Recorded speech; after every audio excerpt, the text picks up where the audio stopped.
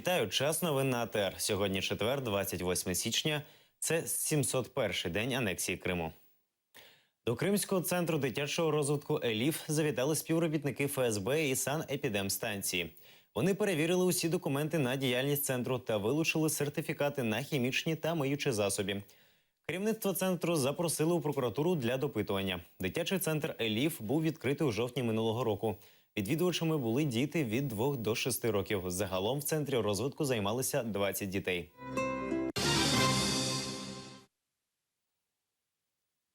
Ситуація з дотриманням прав людини в Криму залишається репресивною.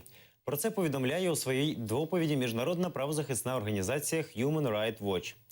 Криму приділений окремий розділ. Правозахисники дійшли висновку: ті, хто зберіг українське громадянство і не прийняв російські, обмежені в доступі до освіти, зайнятості, соціальної допомоги. Реальних розслідувань за фактами насильницьких зникнень у 2014 року кримських татар та проукраїнських активістів окупаційна влада не провела. Вона продовжує примушувати до мовчання тих, хто їх критикує і чинить тиск на кримських татар, етнічну меншину, що відкрито висловлює невдоволення діями Росії в Криму. У квітні був змушений припинити роботу опозиційно налаштований кримсько-татарський телеканал АТР та інші підприємства цього холдингу, йдеться в доповіді.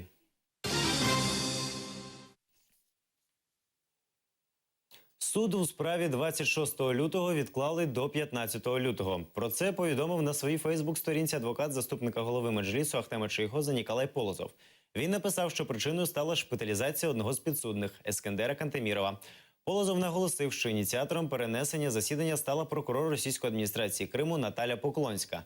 Раніше Верховний суд Криму вирішив, що Ахтем Чийгоз, Алі Асанов, Мустафа Дегерменджі залишаться під вартою до 8 березня. Никогда такого не было. Мы на каждый суд со скандалом заходили. Нас не пускали. Первым делом пускали всех пострадавших, а их 22 человека пускают каждый раз. А в этот раз их совсем мало пустили. И нас начали с улицы людей приглашать. Проходите на суд, есть места. Да шашта халдах.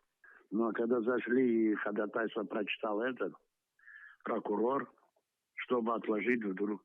На прошлом заседании прокурор возмущался, что мы специально затягиваем. Человек поторопился и сделал анализы, чтобы успеть на суд к часу. А тут начали такое. Они начали как-то неожиданно беспокоиться о нем. И отложить его именно до 15 февраля. Мы уже сразу поняли, в чем заключается их не такая доброта. Они испугались, вот этой миссия какая-то у нас, да, сейчас в Крыму заехала, европейская, что ли, что. Адвокат Чийгоза Полозов их пригласил, видимо, в Фейсбуке на заседание суда. Они, скорее всего, испугались этого, что вдруг эта европейская миссия придет на суд.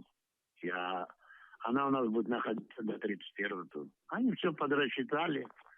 І поки вони тут будуть, ніякого суда у нас не буде.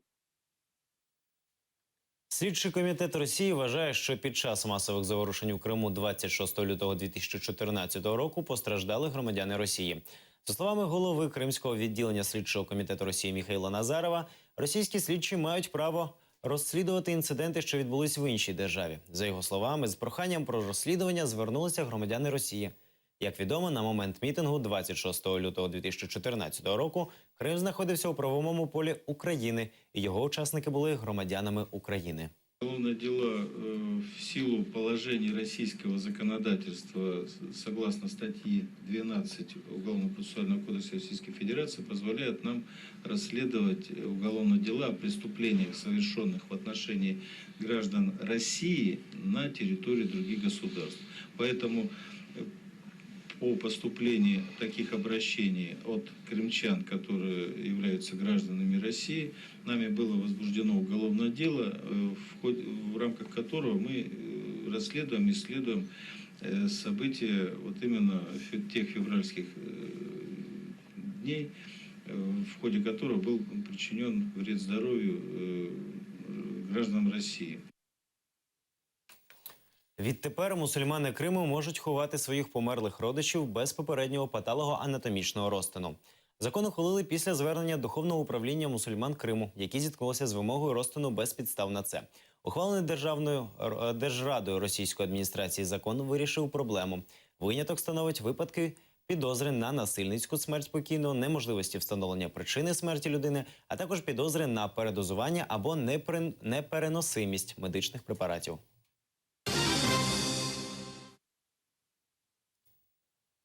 $10 мільйонів рублів – сума хабаря, який вимагали від свого колеги-співробітники підприємств «Кримфармація» і «Медтехніка», передає «Кримінформ». За даними слідчого відділу ФСБ, по Криму зловмисники обдурили свого співробітника, сказавши, що його можуть затримати силовики. Привід – порушено кримінальну справу за фахом розтрати. І запевнили колишнього колегу в тому, що вони нібито мають зв'язки у ФСБ, в республіканській прокуратурі і за 10 мільйонів рублів можуть вплинути на хід слідства, навіть його припинити.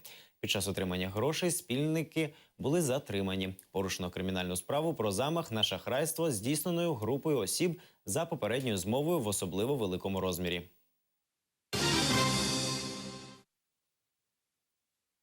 Служба безпеки України затримала інспектора одного з підрозділів Головного управління Національної поліції України в Луганській області, який підозрюється в роботі на російську спецслужбу. Як повідомляє прес-служба СБУ, правоохоронець у 2014 році в особистих справах без відомства керівництва виїжджав на тимчасово окуповану терористами територію, де його завербували російські спецслужби. За завданням кураторів він збирав і передавав ФСБ інформацію про співробітників підрозділів поліції, транспортні засоби, розміщення блокпостів в зоні проведення антитерористичної операції і ряд службових документів, у тому числі під грифом «Таємно».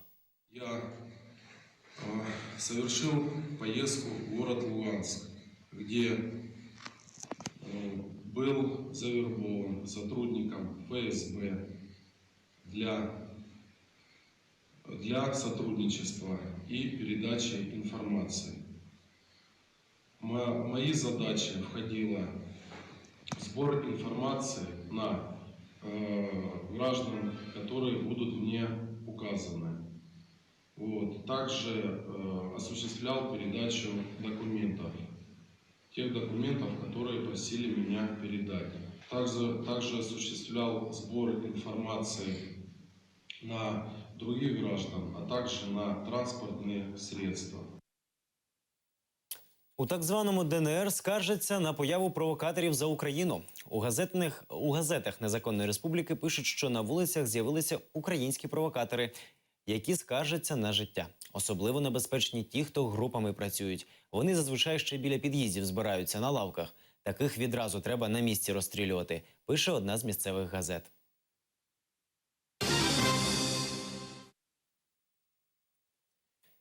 У центрі Москви валютні позичальники перекрили вулицю Тверську. 2 людей на акції затримали. На акцію зібралося близько 20 осіб. Там же знаходилося близько 20 представників поліції. Всіх присутніх поліція стягнула з дороги. Раніше на акції налічувалося до 100 чоловік. За словами очевидців, валютні позичальники зібралися біля банку «Дельта Кредит». За останній тиждень це вже 3-я акція валютних іпотечників у московських банках. Напередодні, 26 січня, вони зібралися біля будівлі Райфайзенбанку. А 20 січня у відділенні «Дельта Кредиту» один із протестуючих прикував себе наручниками. Позичальники вимагають зафіксувати курс долара на момент укладення договору по іпотеці або розглянути інші схеми рефінансування кредитів.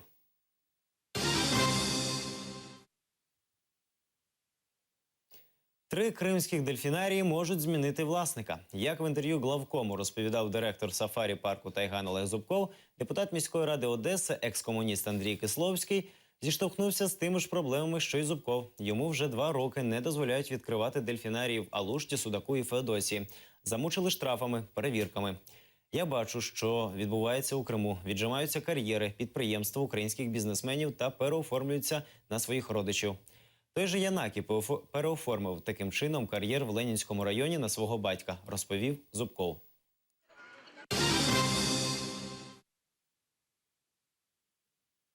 Вчора відбулось жеребкування учасників нацвідбору на Євробачення від України.